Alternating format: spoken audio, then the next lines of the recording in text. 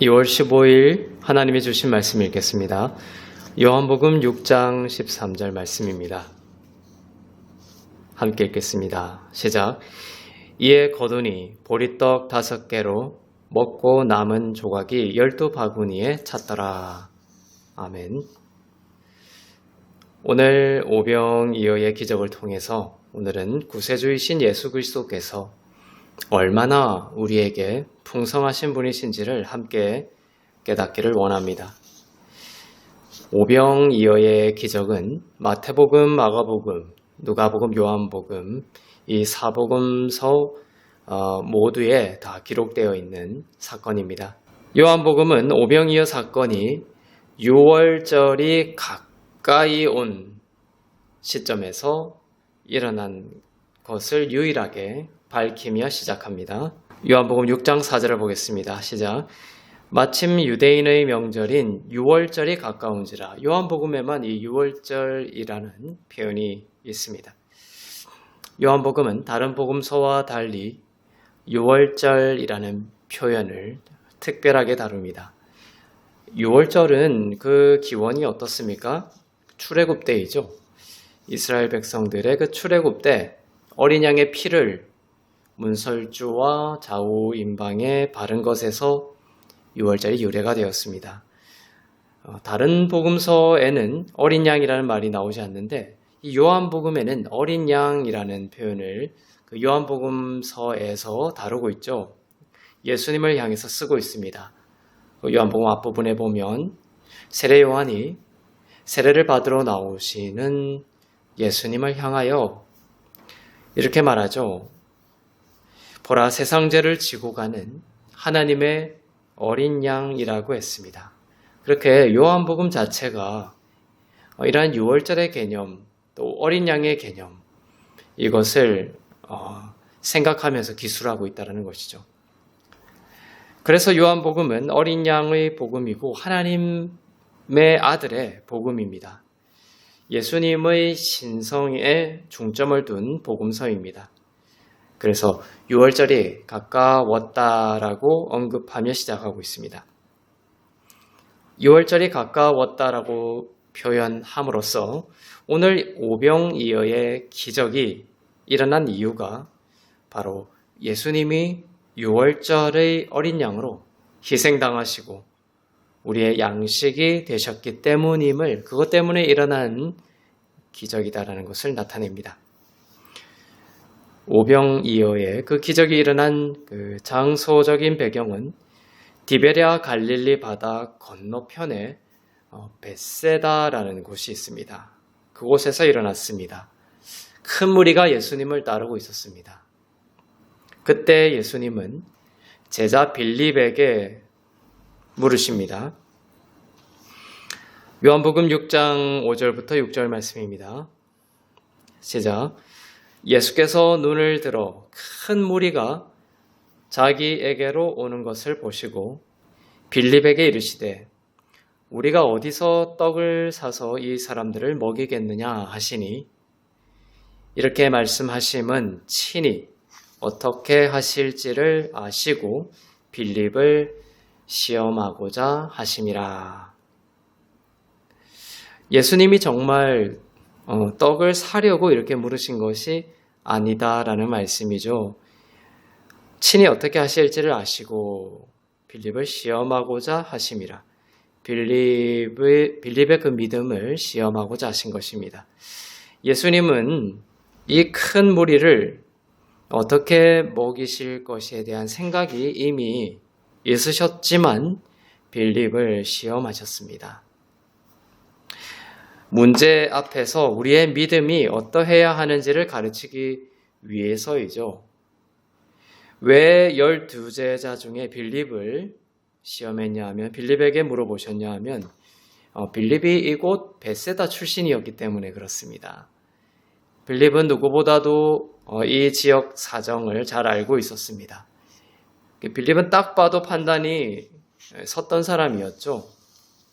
이 지역 출신이었기 때문에 말이죠. 떡을 어디서 살 수 있는지, 그리고 이쪽에 그 떡의 시세가 어떠한지, 어느 정도 가격이 나갈 것인지 모든 것에 대한 정보를 누구보다도 잘 아는 제자였습니다. 빌립은 자기의 경험과 또 이성적인 판단으로 생각할 때에 이 떡을 먹일 무리의 규모가 너무 크다라고 판단했습니다. 즉, 필요가 너무 크다, 문제가 너무 크다라는 판단이었습니다.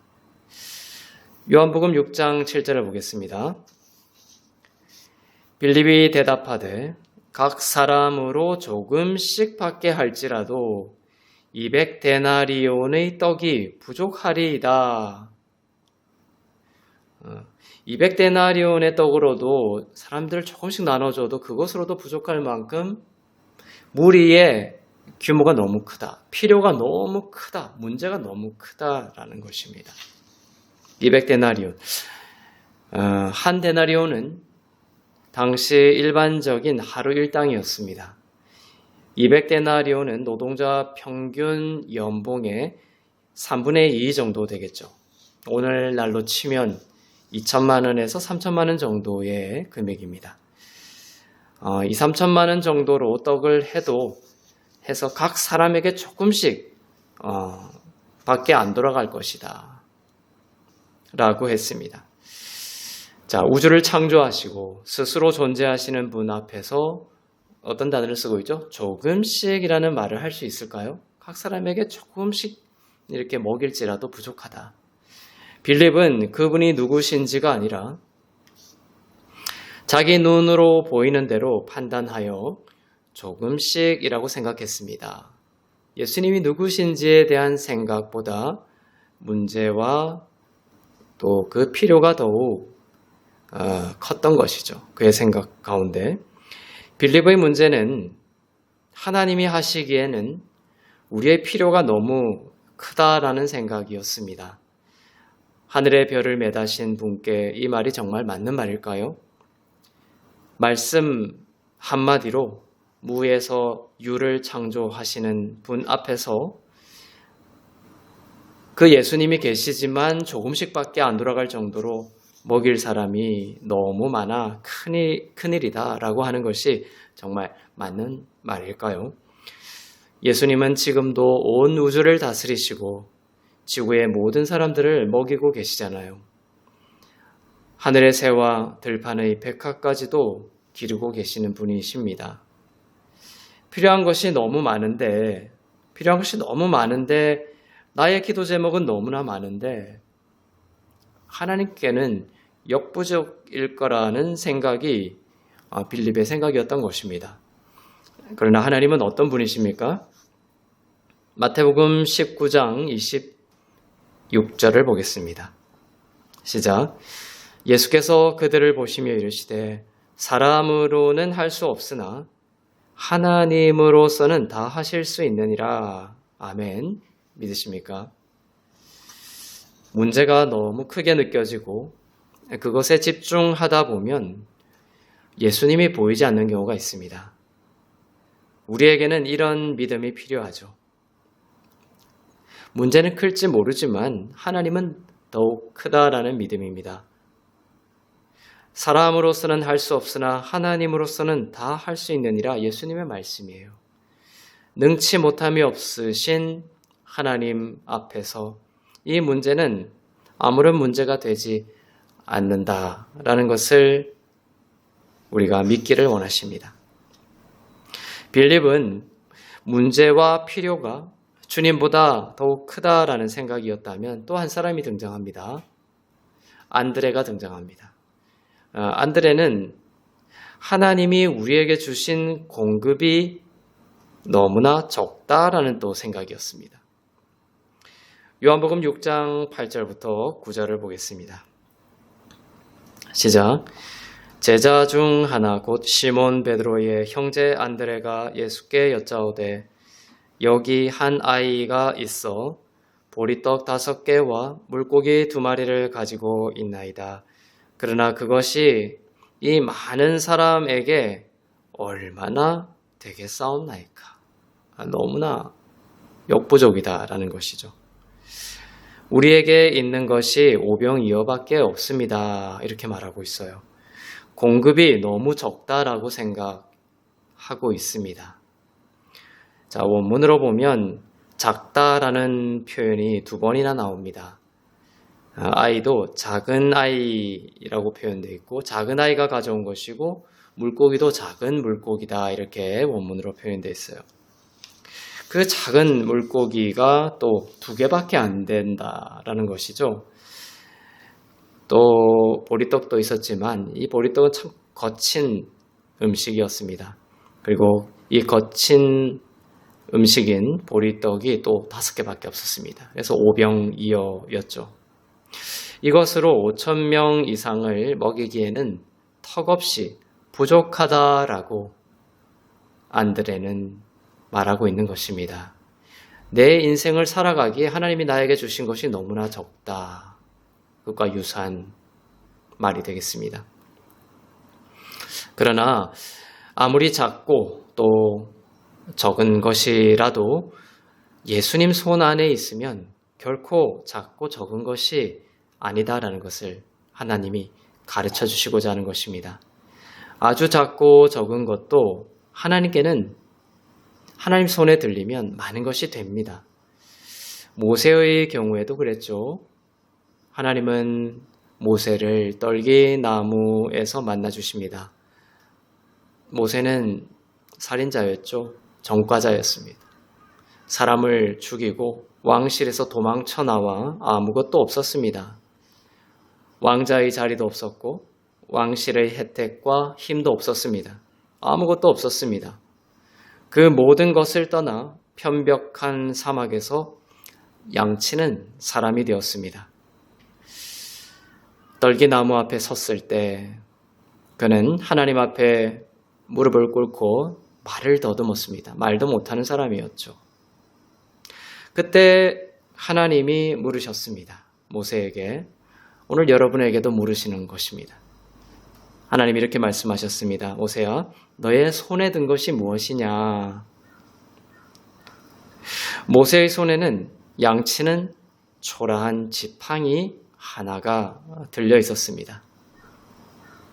하나님은 말씀하십니다. 그래, 그 지팡이면 됐다. 라는 것입니다. 하나님은 그 초라한 지팡이를 기름 부으셔서 놀라운 하나님의 역사를 행하셨습니다. 양치기의 지팡이를 모세가 들었을 때 어떻게 됐어요? 홍해가 갈라졌습니다. 나일강에 그 지팡이를 대자 나일강이 피가 되었습니다. 백성이 사막에서 목이 말라 고통스러워할 때 그 지팡이로 바위를 치자 생수가 강물같이 흘러나왔습니다. 모세가 그 초라한 지팡이를 들었을 때 하나님의 기름 부으심이 임하자 그것은 더 이상 모세의 지팡이가 아니라 하나님의 지팡이가 되었습니다. 그래서 그 지팡이를 그 이후로는 하나님의 지팡이라고 불렀던 것이죠. 사람들은 흔히 이렇게 말합니다. 하나님, 저는 가진 것이 별로 없습니다. 그래서 아무것도 할 수 없어요. 제 인생은 아무런 공급이 없습니다. 아무런 큰 공급이 없습니다. 라고 말합니다. 그러나 오늘 오병이어를 기억하세요. 모세의 지팡이를 기억하십시오. 그리고 나귀의 그 턱뼈로, 작은 턱뼈로 1,000명의 원수를 물리친 삼손을 기억하십시오. 아무리 적고 또 작은 것일지라도 예수님 손 안에 있으면, 예수님이 안수하시면 하나님의 놀라운 역사가 그것을 통해 일어날 줄로 믿습니다. 열왕기하 4장에는 한 과부가 나옵니다. 그녀는 빚쟁이들에게 쫓기고 시달리고 있었어요. 어린 자식이 아들이 2이 있었습니다. 빚쟁이들은 빚을 갚으라고 하는데도 돈이 없었습니다. 빚쟁이들은 자식들을, 아들들을 노예로 끌고 가려고 했습니다. 그래서 이 과부는 선지자 엘리사에게 도와달라고 울부짖었습니다. 엘리사가 그때 다가와 물었습니다. 하나님이 모세에게 물으셨던 것과 같은 질문을 하십니다. 너의 집에 무엇이 있느냐? 사람들은 이렇게 생각합니다. 이건 너무 작으니까 하나님이 원치 않으실 거야. 겨우 이런 걸로 뭘 하겠어? 내게는 이런저런 단점들이 있는데 이런 것이 무슨 소용이 있겠어? 라고 합니다. 그러나 그것은 사람의 좁은 생각일 뿐입니다. 그것이 무엇이든 하나님 손에 붙들리면 설령 단점과 연약한 부분을 통해서도 하나님은 놀라운 역사를 이루시는 분이십니다. 엘리사가 과부에게 너의 집에 무엇이 있느냐 묻자 과부가 말했습니다. 기름 한 그릇뿐이다 라고 대답합니다. 기름 한 그릇밖에 없습니다. 열왕기하 4장 1절을 보겠습니다. 시작. 엘리사가 그에게 이르되 내가 너를 위하여 어떻게 하랴? 너의 집에 무엇이 있는지 내게 말하라. 그가 이르되 계집종의 집에 기름 한 그릇 외에는 아무것도 없나이다 하니. 기름 한 그릇밖에 없다고 말했습니다. 그 작은 기름 한 그릇을 사용하셔서 넘치게 하실 하나님을 우리는 잘 보지 못합니다. 이것이 믿음의 싸움이죠. 믿음의 싸움을 싸우라 하나님께서 말씀하십니다. 우리는 그것이 너무나 작고 초라하여 끝났다라고 생각하고 내 삶에 아무런 공급이 없다고 생각하지만 하나님은 그 작은 것을 사용하셔서도 놀라운 역사를 이루시는 하나님이십니다. 우리의 믿음의 싸움. 우리가 하나님을 얼마나 놀랍고 위대하시며 능력에 뛰어나신 분이신지를, 사랑에 뛰어나신 분인지를 믿는 믿음을 하나님은 우리에게 주시기를 원하십니다. 기름 한 그릇 외에는 아무것도 없는 것이 아니라 하나님이 함께 하시면 그 기름 한 그릇을 통해 넘치는 풍성함이 임할 것입니다. 두 아들과 과부는 빌릴 수 있는 그릇을 모조리 빌렸습니다. 돌아다니면서 그 후에 그릇을 다 빌리고 난 후에 문을 닫고 그 한 병이 있었죠. 한 그릇이 있었습니다. 그 그릇에서 기름 그릇에서 기름을 다른 그릇에 빈 그릇에 부었습니다. 그 작은 그릇에서 부었습니다. 그런데 계속해서 붓는 대로 그릇이 전부 찼습니다. 차고 또 찼습니다. 과부가 만일 이 기름 한 병이 무슨 의미가 있겠느냐라면서 포기했다면 이 역사를 보지 못했겠죠.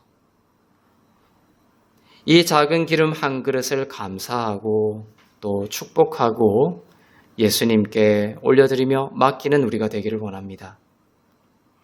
어머니는 그래 또 그릇을 달라고 했지만 아들은 이제 더 이상 그릇이 없다라고 했습니다. 빌린 그릇이 이것이 다라고 했습니다. 여기서 우리는 봅니다.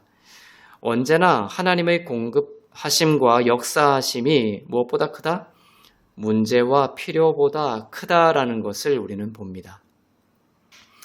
엘리사는 말합니다. 너는 가서 이 기름을 팔아서 빚을 갚고 남은 것으로입니다. 남은 것으로 너와 너의 두 아들이 생활하라라고 했습니다. 하나님은 빚을 갚는 것에서 멈추지 않으셨습니다. 어떻게 하셨죠? 빚을 갚고 남는 것으로 생활비에 쓰라. 생활비까지 주셨습니다. 죄사함에 그치는 것이 아니라 풍성한 의롭게 하심까지 주시는 것과 마찬가지의 이치입니다. 빚이 문제였는데 문제인 빚을 갚을 뿐만 아니라 생활비까지 주신 것입니다. 우리는 기도할 때 이러한 풍성하신 하나님을 신뢰하며 기도할 수 있기를 바랍니다. 오병이어로 돌아오겠습니다. 예수님은 오병이어에 축사하시고 나눠주시며 그들의 원대로 주셨습니다. 자, 요한복음 6장 11절을 보겠습니다. 시작. 예수께서 떡을 가져 축사하신 후에 앉아있는 자들에게도 나눠주시고 물고기도 그렇게 그들의 원대로 주시니라. 예수님은 이렇게 되어 있습니다. 떡을 가져 축사하신 후에 오병이어 그 작은 것을 가지고 예수님은 감사하셨습니다. 왜 이렇게 작아? 이거밖에 없어. 이거가 아니죠. 축사라고 번역되어 있지만 원어로는 감사라는 뜻입니다. 감사라는 것은 이미 주셨다라는 것을 믿는 것입니다. 작은 것에서 넘치는 것을 믿음의 눈으로 보는 것이죠. 믿음은 삶의 아무리 작고 적은 것이라도 우리에게 감사가 필요한 이유입니다. 감사는 오병이어가 5,000명을 먹이고도 남을 만큼 배가 되는 문이 됩니다. 모든 것이 완벽해질 때까지 기다리지 말고 지금 주신 것에 대해 감사하는 우리가 되기를 바랍니다. 축복하는 우리가 되기를 바랍니다. 모든 것이 잘 풀리면 감사하겠다라는 것이 아니라 지금 하나님이 주신 모든 것에 대하여 모든 감사의 마음으로 하나님께 나아가기를 바랍니다. 그 모든 작고 초라한 것으로 보일지 모르지만 하나님은 그것을 통하여서 놀라운 배가의 역사를 일으키실 것입니다. 예수님은 빌립이나 또 안드레와 다르게 문제와 필요가 너무나 크다라는 것이나 혹은 공급이 너무나 적다. 이 오병이어가 왜 이렇게 적은 것을 가져왔어? 이렇게 하지 않으시고 아버지이신 하나님을 바라보며 주신 것에 감사했습니다. 그리고 아직 일어나지 않은 5,000명을 먹이는 것을 미리 눈으로 보고 감사하셨습니다. 그러자 그 적은 것이 많아졌습니다. 미리 믿음의 눈으로 본 것이 이루어졌습니다. 5,000명 이상을 먹이시고 12바구니가 남았다 기록되어 있습니다. 남았다는 것은 넘치는 공급을 뜻합니다. 하나님은 우리의 삶에도 남게 되는 풍성한 넘치는 공급을 역사하실 줄로 믿습니다. 5,000명 이상을 먹이시고 12바구니가 남았습니다. 바구니라는 헬라어 단어는 두 종류가 있습니다. 오병이어의 그 기적에서는 작은 바구니를 뜻하는 단어를 씁니다. 또 하나는 큰 바구니를 뜻하는 단어가 있는데 이것은 예수님이 오병이어가 아니라 칠병이어로 4,000명을 먹이시고 7 광주리를 남겼다라고 할 때 그 단어가 사용됩니다. 큰 바구니이고 광주리라고 번역이 됩니다. 오병이어에서 12바구니를 남기는 것은 12은 이스라엘 12지파를 나타내고 유대인을 향한 말씀입니다.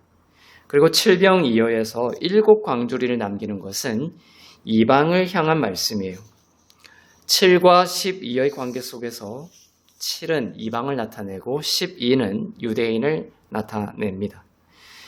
자, 이방인을 향한 하나님의 넘치는 은혜가 더욱 크다라는 것을 우리가 확인할 수 있죠. 오병이어에서는 작은 바구니 12바구니를 남겼지만 7병이어에서는 큰 광주리, 큰 바구니, 그 광주리로 7 광주리를 남기게 되었습니다. 즉 이방인을 향한 하나님의 은혜가 더욱 넘친다라는 것을 보여줍니다. 그래서 이방인의 사도였죠. 사도 바울은 이방인의 사도였는데 그 이방인의 사도였던 바울의 이야기에서 이 큰 바구니를 뜻하는 광주리가 사도 바울의 이야기에서 등장합니다. 유대인들이 바울을 죽이려고 했을 때 친구들이 그를 구해 주려고 큰 광주리에 태워서 바울을 매달아 내립니다. 그래서 이 광주리가 사람을 태울 만큼 큰 광주리라는 것을 우리가 확인할 수 있죠.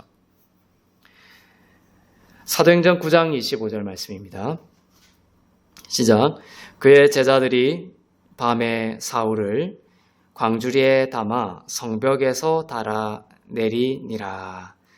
이 광주리가 바로 7병이어로 4,000명을 먹이시고 7 광주리를 남기셨을 때 사용했던 그 광주리와 같은 단어입니다. 사도 바울의 가르침이 우리에게 더욱 필요한 떡이라는 계시가 여기에 있습니다. 바울은 이방인의 사도였고 다른 사도들과 달리 부활하신 예수님으로부터 직접 은혜의 복음을 들었습니다. 의의 복음을 들었습니다. 다른 사도들은 은혜의 복음에 대해서 예수님으로부터 직접 계시받지 못했죠.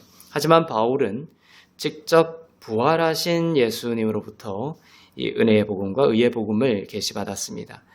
그리고 그 은혜의 복음을 로마서와 갈라디아서 등을 통해 우리에게 선포하였습니다.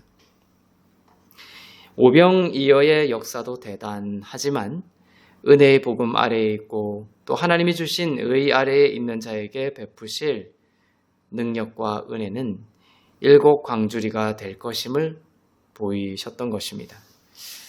문제와 필요가 너무 크다는 데 매몰되지 않기를 바랍니다. 가진 것이 또 공급이 적다라는 것에 매몰되지 않기를 바랍니다. 믿음의 눈을 드세요. 눈을 들어 그분을 바라보시기를 바랍니다. 소진되지 않고 마르지 않고 넘치도록 풍성하게 주시는 공급의 근원이십니다. 이런 공급은 모든 하늘의 은사는 물론 지혜와 능력과 또 그분을 닮아가는 것에까지 이릅니다. 잊지 마십시오. 이런 공급이 흘러가는 것은 요한의 말에 따르면 무엇이 가까워졌기 때문이죠? 6월절이 가까웠기 때문입니다. 하나님의 넘치는 공급하심의 이유는 그의 아들이 6월절의 어린 양으로 우리의 모든 죄값을 치르셨기 때문입니다. 그리고 우리와 연합하여 그분이 부활하셨기 때문이죠. 이런 비유가 도움이 되기를 바랍니다. 하나님과 우리 사이에 어떤 파이프라인이 있다고 생각해 보세요. 하나님과 우리 사이에 파이프라인이 있습니다. 그런데 우리가 죄를 지었을 때는 그 파이프라인이 검은 죄로 인해서 꽉 막혀 있는 거예요. 그것이 우리의 처음 자리입니다. 이 땅에 첫사람 아담의 죄의 유전을 통해서 이 땅에 태어나는 모든 사람의 처음 자리입니다. 하나님과 사람 사이가 막히고 분리된 것이 죄의 근원이죠. 근본입니다. 그런데 예수님이 우리를 속량하심으로 어떻게 되었습니까? 그 파이프라인이 꽉 막혔던 파이프라인이 뻥 뚫린 것입니다. 죄가 깨끗이 씻기고 제거되었기 때문이죠. 이것이 죄사함입니다. 하나님과 우리 사이를 가로막고 있던 것이 뻥 뚫린 거예요. 막힌 담이 허물어진 것입니다. 이 파이프라인의 검은 장애물이 제거되었습니다. 자, 이렇게 생각해 보세요. 근데 그 장애물이 제거되었다고 해서 당연히 그 파이프라인으로 생명이 콸콸 흘러가는 것은 아니죠. 이제 그 파이프라인으로 넘치는 그리스도의 생명이 우리에게 쏟아져 흘러내려오는 것이 무엇이에요? 바로 의롭게 하심입니다. 복음에는 하나님의 의가 나타나고 하나님의 의가 나타나는 그 믿음 가운데 복음은 우리에게 하나님의 능력이 되죠. 은혜로 하나님의 의가 되었다라는 이 의의 직분을 주장하며 나의 작은 것을 주님의 손에 의탁할 때 파이프라인에 생명이 흐르듯이 오병이어가 배가 되고 넘치도록 남기게 되는 그러한 은혜를 보게 될 것입니다. 예수 그리스도로 인해 우리의 모든 죄가 사함받고 의롭게 되었다라는 그 은혜 안에, 그 복음 안에 믿음의 뿌리를 굳게 내리시기를 바랍니다. 은혜 아래에 있고 또 의의 복음 아래에 있는 자는 오병이어의 기적을 보게 될 것입니다. 그리고 7 큰 광주리를 남길 정도의 그보다 더욱 넘치는 하나님의 역사 속에 살게 될 줄로 믿습니다. 기도하겠습니다. 사랑의 하나님 아버지, 하나님의 높고 위대하심을 바라봅니다. 우리를 향한 크신 사랑을 신뢰합니다. 오병이어와 같이 작은 것밖에 없다라는 생각을 내려놓게 하시고 능치 못하심이 없는 주 예수 그리스도를 바라보게 하옵소서.